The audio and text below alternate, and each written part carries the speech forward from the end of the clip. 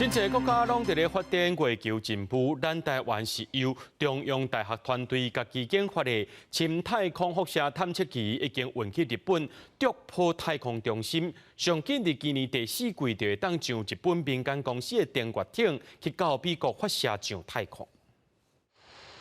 全球太空比赛竞争真激烈，从美国、前苏联、中国、印度甲日本已经成功登陆月球。就在各国真拍拼展开重回月球任务的同时，台湾也有新的进展。中央大学团队自主研发深太空辐射探测仪，有机会正做台湾参与的头一项国际登月计划项目。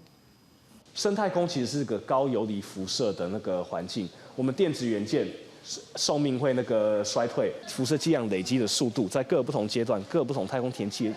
的那个条件底下，更进一步去了解我们的太空环境，或者对于就是未来那个卫星任务，或甚至要派太空人或其他生物体上去的话，是很重要的参考资料。想要让探测仪伫太空环境的运行无简单，计器团队大部分是以加轨道的卫星计划为主。 头一摆打造深太空的科学成才，就面临严峻的太空游离辐射环境，也佮有热空的挑战。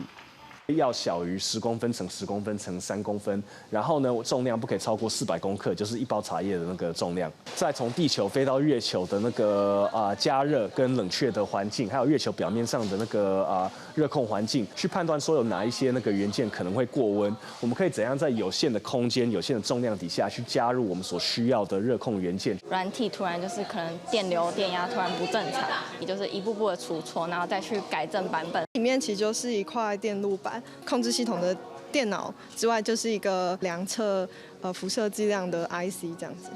小小科学的成才，当中只有400克，却是台湾探测深太空辐射环境的先行者，将已经到日本，加入民间定位公司 iSpace 白兔R第2摆任务。预计上紧今年第4季就到美国，坐猎鹰9号火箭升空来展开任务。